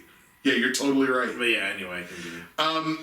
But yeah, again, I feel like this can be that kind of 2 movies in one, and it doesn't actually sacrifice credibility for either one of them. Like, it totally works as the kind of period piece in the first half, and it totally works as like a horror tinged suspense thriller on the second half, and it doesn't sacrifice its credibility on either side. So I think he hit an absolute home run with Sinners, so it's my number one of the year so far. I just wish the second half would have, like, the first half is so, like, it's a slow burn, but it's like it feels good. Yeah, And it's all earned, and I just wish the second half was like, could they get to the action like pretty quick? But I just wish he would have slowed it down a little bit. I would have taken a little more time in this movie, and I probably would have liked it a little bit more. I mean, I liked it quite a bit anyway. It's an 8.5 out of 10 for me. Like, so I'm sorry it's not a 9. But like, even an extra 10 minutes. Like, what really is the functional difference between a movie going, like, let's say 2:15 and 2:25? Yeah, I would have been fine. I would have been, like, Sinners is a movie where I would have been completely fine. So my number one is Thunderbolts. It's Thunderbolts. Yeah, this is a wonderful movie, honestly. It's so cool that, well, I guess we sort of already said this, but it's so cool that the final battle is like, you gotta deal with your depression. Right? Because people before it came out is like, okay, but how are these like C and D tier characters gonna take on Sentry? Right. / the Void. And it wouldn't have made sense to brute force them, as you can see in the movie. When like, I'm spoiling. I'm doing spoilers for a couple things. Like when like Sentry just walks out and they're like, we gotta fight him, and he's like, yeah. It's like, no. Like that's what would happen. Right. And they got around it because people were joking like, what are they gonna do? Talk about their feelings? Like they're just gonna talk them out of, like, talk them with the power of friendship. And it's like, yeah, but I mean, like, I actually liked it. I thought it was so different.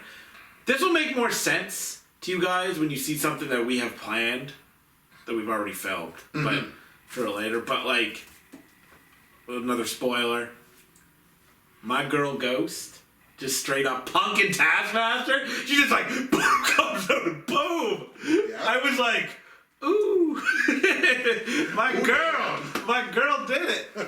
I mean, I feel bad for Taskmaster because, you know, actually a pretty like cool character in the comics. Like, just with their ability and stuff. Kind of got done a little dirty, but it was from Ghost, so I'm okay with it. I like Ghost a lot. I mean, this is the movie to beat this year for me. I'm pretty confident that it has a real chance of being number one at the end of the year. But at the same time, there's some heavy hitters coming, which might dethrone it. But if this isn't top 5, all of a sudden the rest of the year became like incredible, Right? Like just like amazing. Because there are movies which we'll talk about. Well, can't talk about Ballerina because that's already out. That has a chance. This is one of the few movies post Infinity Saga that is the quality of the best Infinity Saga movies outside of like Infinity War and Endgame. Right. Like those are like monumental. But like Winter Soldier, you know, movies like that, like just the top tier like friggin' MCU movies, like Thunderbolts is in there. The only thing that I hate is like there was decent like consumer interest in that it made close, I think, to $400 million, but that's not that much. Like, it's good in the sense of, like, wow, $400 million for any other movie would be great. Like, John Wick doesn't make that much money, right? That would be great, but given the budget, given its MCU, I don't know that it's a flop per se, but it didn't do super well, which is, like, kind of not surprising because of the nature of these characters, but at the same time, it's like this movie deserves so much more love. Like, this should be, like a 700-800 million, like, you know what I mean? It deserves, it really truly deserves it, but unfortunately it's not gonna get that. But I love the movie. Many others who have seen it also love the movie. So it's my number one. There you go. There you have it, folks. Sinners and Thunderbolts are respective number one best movies of 2025 so far. But that's only so far. We've only come so far. We still have another whole half of the year yet to go. And that leads us directly into our most anticipated movies for the rest of 2025. Tyler's going to go ahead and kick us off on this one on the most anticipated for the rest of the year. So mine is Now You See Me, Now You Don't. Ooh. I don't think this movie's going to be fantastic. There's going to be movies that I like more. For sure, the rest of the year. But I just kind of like these. They're fun, they're magic and pickpocketing and all this other, you know, criminal stuff. And the whole cast is back. Yeah, it's a good cast. I just, like, I don't even know that this will be top 30 at the end of the year, but at the same time, I'm like, yeah, but, like, I'm pretty excited for it. Well, along the same lines, just kind of a movie to have fun with and not really have to think about anything that's, you know, sort of too deep. My number 5 is Avatar: Fire and Ash. So the Avatar series continues unabated. So look, I definitely didn't like the second one as much as I still wear the rose-colored glasses for the first one. We'll see what they've got in store for number 3, and he seems pretty damn committed to these, so I figure we'll be watching Avatar movies for a while yet. I know you can't wait. I'm excited. This is your number 1. Yeah. Actually, this is your number 0.5. It's above number 1. Hell yeah, it is. It's your S tier. I like the first Avatar, not so much the second. Yeah. Alright, so my number 4. I forgot to mention, there's no release date for Return to Silent Hill. I'm actually probably unreasonably excited because I know people don't love the first one, but like I do. There's no release date, and then I mentioned it now too because like I don't even know if this movie's gonna come out this year. It did premiere like one festival like a couple days ago maybe, but there's an Animal Farm movie coming out. Ooh. Now I don't love Seth Rogen as Napoleon. Because I don't think he's the voice I would want. Okay. All right, I will say that. Yeah. But I love Animal Farm. Yeah. I think Animal Farm is a great book. I actually like it more than 1984. I think Animal Farm is fantastic. And something of interest to you, did you know who's directing it? Andy Serkis. Ooh, I didn't know that. Yeah. Oh, that's cool. I forgot it existed, and I was like, oh yeah, Animal Farm. Like, it might not come out this year, so maybe it doesn't count, but I hope it does. My number 4 most anticipated movie for the rest of 2025 is The Running Man. So The Running Man is based off of a Stephen King novel written under his pseudonym Richard Bachman. And it's like a dystopian action thriller. Yeah. And it is first of all, directed by Edgar Wright. Give me all the Edgar Wright. And like, listen to this like all-star cast. I really dig this cast. Glenn Powell, Josh Brolin, Lee Pace, Michael Cera, William H. Macy, my boy Coleman Domingo. Some Coleman Domingo in there. Yeah. I'm more excited for this movie than I probably should be. It comes out in November. Premise: a game show called The Running Man as people chased by murderous hunters across the world to win money. So I like the premise. I like the fact that it's rooted in a Stephen King novel. I like the director. I like most of the cast. So I'm pretty darn excited for The Running Man. Yeah. Funny enough, that gets in ahead of Avatar. Nah, that's cool because it's Edgar Wright. It's also my number 3. Is it really? I didn't know it existed until I made this list. Yes. I was just looking through and I was like, wait, Edgar Wright directed a movie? That's amazing. And that's all I know about it. Oh, that's so cool. I'm going to call that a consensus. That's Close enough. to get them to go back to back like that, that's pretty dope. Yeah, that always feels good. Not as good as a consensus, but it still feels good. Yeah. All right, well, we'll go right then into my number 3 most anticipated movie for the rest of 2025, Zootopia 2, for obvious reasons. I thought about Zootopia 2. That first movie is so damn good. And that even now when, like, clips of it come up on, like, the aggregator clip, like, Instagram accounts or whatever, I watch it and I'm like, this is still so good. Like, this is still so funny and is so poignant and is so well made, and the voice acting are so pitch perfect to each character. I can't wait for the second Zootopia movie. They're like, you're a 40-year-old man and you're saying, shut up. Go away. Yeah. This show is not for you. Go away. My number 2 is Superman. Yeah. Man, I think this looks great. I'm not even like I wouldn't even consider myself a massive Superman fan. I just think this looks really great. But did you know? I asked this because I was listening to like a pretty known critic or movie commentator, and he was saying how people are like, why is crypto in this? And he's like, I used to think that too, but now that I've seen more, I'm like, yeah, of course. I'm like, there's people who felt that way. That they were like, ew, why is crypto super dog in here? I was like, what? The first time they showed the trailer, I was like, yeah, there's the star right there. Exactly. Like, I was like, I couldn't believe it that there was people that doubted like his like, I don't get it. Anyway, this movie looks awesome. Weird. Wow. The movie looks really awesome. So was that Stuckmann? No, it was John Campea. Oh, okay. Who I like. I've been listening just to his podcast just because I want to get away from real world stuff. Right. I'm not saying like I'm a massive fan of him, but I just listen to him talk about movies. I'd much rather hear that than a lot of this other nonsense. It's true. Yeah, this movie looks great, and I hope that it kicks off a really great DC. Do we call it the DCU? I don't know what we call it, but like. Yeah. I hope it kicks off a really good one. The DCRU, I don't know what they're actually calling it. The DC whatever. Like remake universe. Yeah. Like we're trying again. Yeah, like I hope this means the Gunniverse. The Gunniverse. My number 2 most anticipated movie for the rest of 2025 is The Fantastic Four: First Steps. Fantastic Four.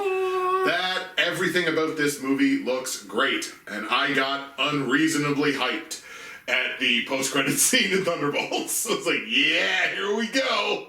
Here we go. Give me that Pedro Pascal. Give me that Vanessa Kirby. I cannot wait for the Fantastic Four, and I want to go in knowing as little as possible. So I have not spoiled myself on too much. If I've spoiled myself on things, I'm sure I will have forgotten about them by the time the movie comes out. So I'm unreasonably, I'm reasonably excited for Fantastic Four: First Steps. I think it looks great, and I can't wait to see what they give us. It's gonna suck Well, at least for me, you might get to see it right away. 'Cause you might go with somebody, but I won't. So it's going to be like trying to avoid spoilers and reception and all this other nonsense. Because I won't get to see it for quite some time. Yeah, it's much harder for the big ones. Yeah. And then it's just like, well, it's really hard. I gotta wait. Like even like right now, like I haven't seen Mission Impossible. Yeah, neither have I. And so it's just like I still got that on. Or Ballerina, or it's just like okay, we just don't just avoid as many spoilers as possible. My number one is Fantastic Four.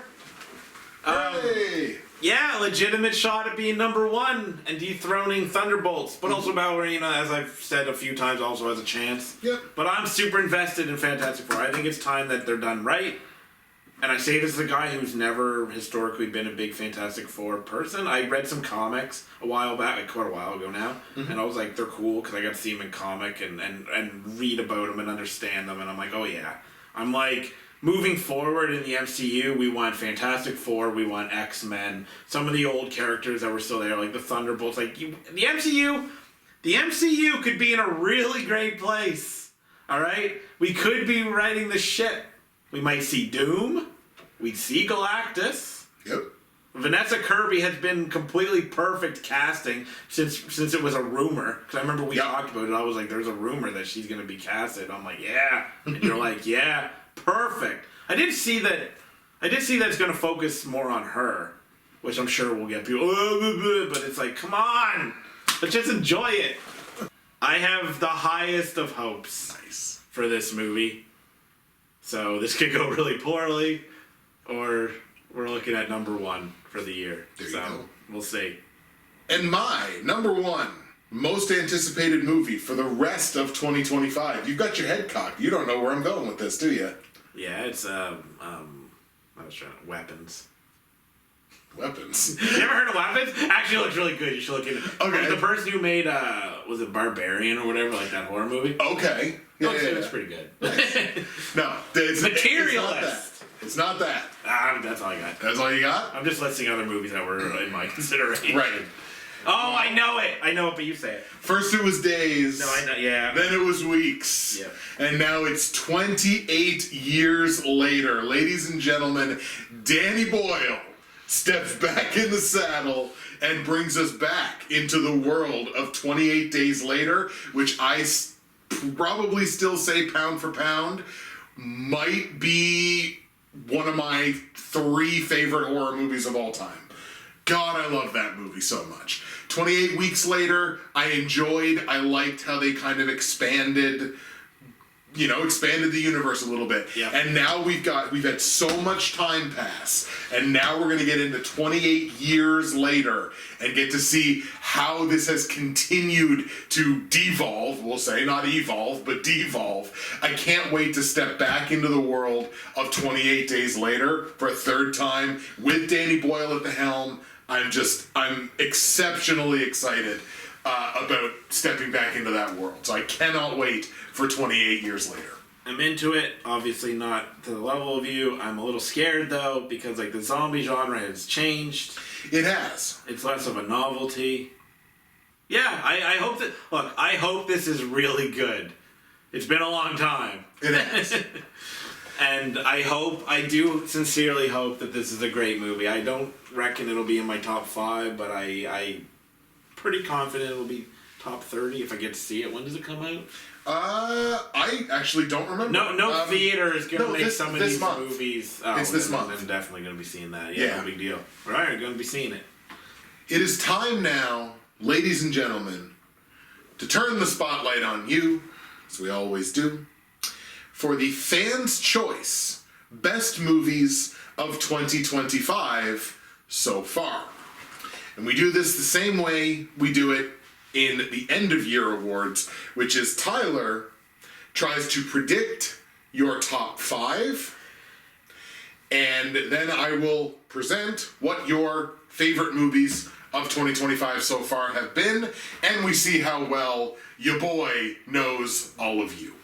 I've been really consistent since we started doing this. Honestly, yeah.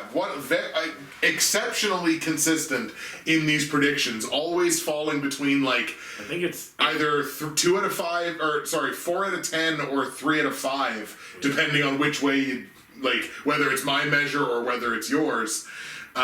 Very, very consistent every single time we do this, basically. Let's So see what we can do. your reputation and your career's on the line here. I don't like it. I don't like that much pressure. Are you ready? So give me your predicted top 5. All right. Even though it's pretty new, I'm going number 5, Lilo and Stitch. Okay, we got Lilo and Stitch as your number 5. Number 4, I know made a lot of money, but I'm not sure if it's like people's favorite movie exactly. But I'm going Minecraft. I called an audible. Put that in there. Minecraft movie as number 4. Okay. Well, maybe I should put anyway. Whatever. Number 3, Mickey 17. I don't Mickey feel 17 at number 3. Number 2, Thunderbolts. Yep. Number 1, Sinners. Tyler's official prediction is number 5, Lilo and Stitch. Number 4, a Minecraft movie. Number 3, Mickey 17. Number 2, Thunderbolts. And number 1, Sinners. What we're going to do is we're going to start with the movies that fell just outside of the top 5. All of these movies had somewhere in and around a couple of percentage points in terms of overall support. And really for the mid-years, these I feel are like less consequential than for the end of year. The end of the year we can really take it and like put it into tiers and whatever. These are just ones that didn't make it. I'm going to start with the one that I think you might be happiest with, Baby Invasion. Really? Yep. There's I know some one. support. I know one. Friendship. Kinda Pregnant. Oh yeah. I'm Still Here, Yeah, I didn't see that. which I think is a cheater from last year, I think believe. so. Wolfman. Oh yeah, I forgot that exists. Dogman. Oh yeah. The Dogman movie, yeah. There's so many kids love that graphic novel series. Yeah, that's cool. One of Them Days. Yeah. Final Destination Bloodlines. That wasn't one I considered because that's been getting a lot of love. It has. I didn't love it. And the number of people in our generation that you would think would be answering my call for what was your favorite movie. Yeah. Fair enough. Control Freak. I don't know that one. I don't think. Fuck, Marry, Kill. Okay. Hard Eyes. Oh yeah, that was kind of fun, actually. Yeah. That was a fun movie. And then, unfortunately, and we're gonna it's unfortunately times 2. Mickey 17. Yeah, that doesn't surprise me. And a Minecraft movie. Damn it, I shouldn't have put you in. You let me down, Minecraft. It's 2 off the board. I'm gonna be really annoyed if the one I called an audible to put Minecraft in is in there. Like, there's still a chance. All right. Now, what we have here is a failure to communicate. No, what we have here is we have a 5-way tie for 4th place. They all had about the same amount of support. So this is actually it's 4th place and 5th place, but it's a like a 5-way tie. Yeah. The Monkey. Wow. No. Okay, I gotta remember that for the end of the year. Kind of like what was the movie last year? The horror movie with the vampire. That people really liked. Oh my god. It doesn't matter. Yeah, I keep wanting to say Nosferatu. But you know the one I'm talking about. I do. I was like, yeah, this hung on like crazy. It did. Black Bag. Damn it! I took that one out. Oh, did you? Took it out.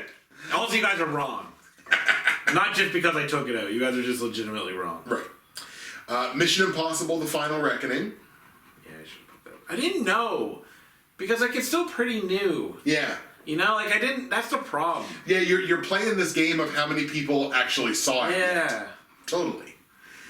Flow. Does that count as this year? I believe so. I thought that was last year. I think it. I looked it up and I think it didn't actually get a full theatrical until this year. I didn't know that counted. That's cool. I wouldn't have picked it anyway, but Right. still. And Lilo and Stitch. Yeah. So, in third place, with about 6.5% of overall support, this one's a bit of a surprise. Companion. Yep. I think that a number of that number of people looked at that as like, yo, this is like my favorite thing I've seen this year. A movie that I like. Yeah, me too. And we talked about it a little bit earlier, but I considered the actress in my best actresses, honestly. Yeah. I thought she put in a really good performance. absolutely. What I would like to say, Tyler, is not only did you get both movies correct, they're in the right place. They too. are, yes, of course they are. Thunderbolts number 2 with 14.9% of overall support, and Sinners number 1 just under 30%. So Sinners to this point in the year is running away with this bad boy. 29.8% Yeah. of overall support. People are loving on Sinners. There's a very real possibility that Sinners is number 1 at the end of the year. It could very well be, because it's out to a nice little lead. Yeah. As it stands right now, we've seen stranger things happen where movies will fall right off between, it's the more time that's put in between people seeing it. Sometimes there's other movies, and as we've talked about, there's big hitters coming the rest of the year, so... Listen, this is what I said Let's about see. Thunderbolts. I said, in this video I said it, I think, that the people who saw this movie really like it. Yeah. Like, and that's the problem, it's like, not enough people saw it. Exactly. Because we all really like it. We're all like in the same club being like, yeah man, that movie's awesome. That's a 60% any way you slice it. Yeah. Right? That's you got 3 out of 5 in the right place. Wait, where was Black Bag? Was it number... It was 3. No, Black Bag was one of the ones that didn't make it. God, I could have been so right. You Could have been so right, but I second guessed myself and went with the popular movie. Right. Damn, I was so close. But I still did it. I'm happy with this. I'm like exceptionally happy with this. Yeah.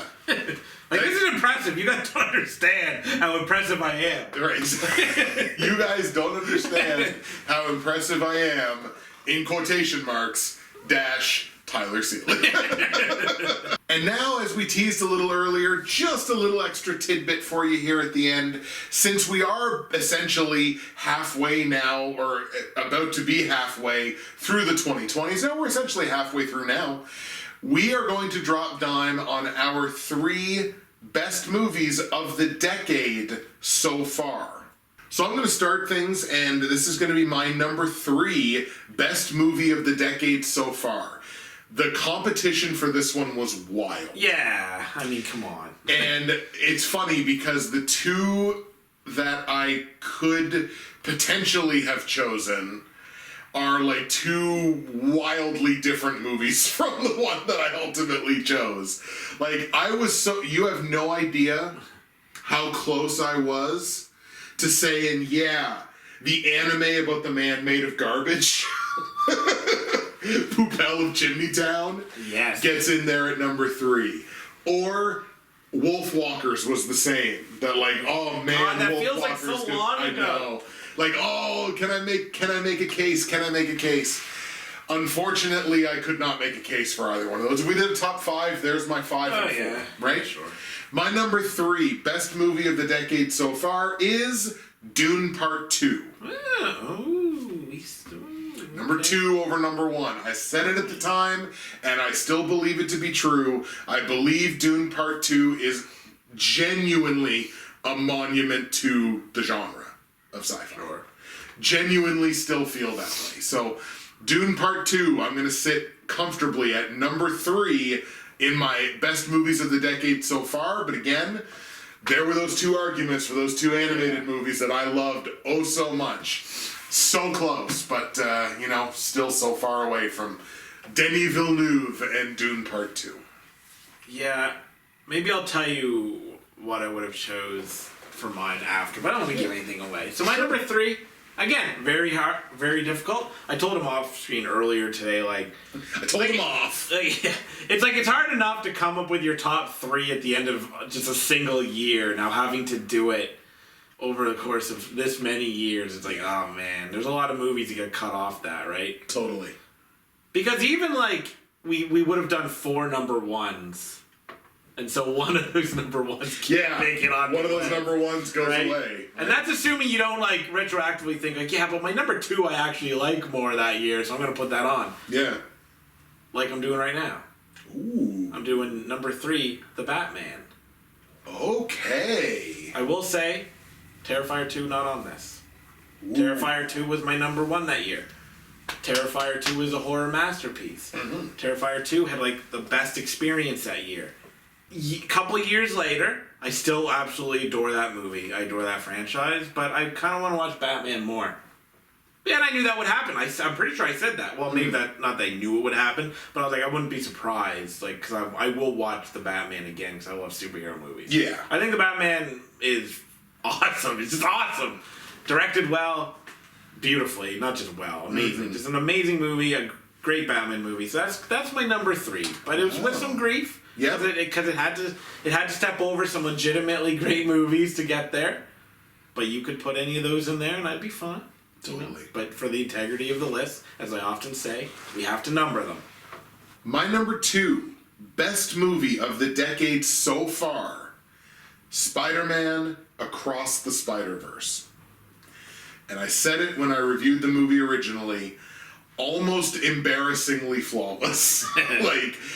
My only ultra limp criticism of the movie is it's so visual that it might throw some people, put some people off just because of how much is going on visually on the screen. Yeah. But that also to me gave it insane rewatchability. Oh yeah, sure. Right? Because it's I'm gonna rewatch this movie and not pay attention to what's happening right in front of my eyes. I just want to see what's going on in the background and how it changes and how the background of certain scenes adapt based on the emotions of the characters. And it's just this movie is this is the best Spider-Man movie ever made, I think. And it's a Miles Morales one to boot. So, yeah, Spider-Man Across the Spider-Verse. My number 2, best movie of the decade so far. Damn it, get me that 3rd one and get it to me now. Right. Yeah, that statement might be true for a lot of people. Mm-hmm. I don't know where the Spider-Man fan base lands, but I imagine Spider-Man 2 was probably in people's, maybe an MCU one. See, me with the MCU ones. Right. They're my Spider-Man, but whatever. I like that movie too. That movie's good. My number 2 is Deadpool and Wolverine. Whoa, all right. Because I'm a big Deadpool guy. So this is true. Looking back, I don't know if I would have said this at the time or not. I was kind of iffy. I was like, do I put the Batman over this? But then do I put this number 1? Right. But so I think that this is basically the perfect Deadpool movie. Because, looking back, I'm like, I think it's as funny or maybe even funnier than the first one. I don't know if I'd say funnier, but it's as funny. Mm-hmm. Which, okay.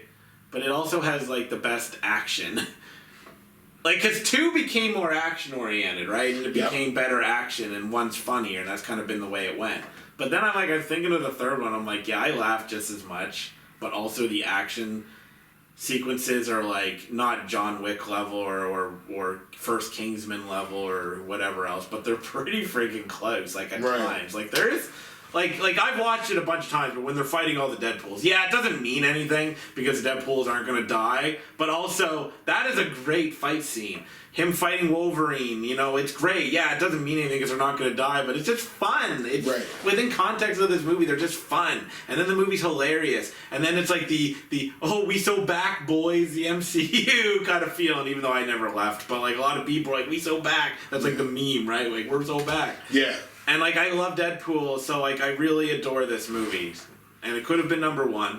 Yeah. So, but it's not. I mean, it could. It really depends on my mood. That's the other thing with these movies. Batman when I want to be broody. Right. You know what I mean? And Deadpool when I want to be a little more upbeat, but still emotional. That's the other thing. Yeah. That movie has emotion in it, legitimate, and it has a dog. So. I was helpless. It has a dog. Yeah, so like when he picks up the dog, just walks across, and everyone just stops. Like, it's so great. Anyway. So far, we've basically selected big blockbuster epics. That's basically been the long and short of it so far. Yep, we are mainstream. We are. And that will not stop here. My number one best movie of the decade so far.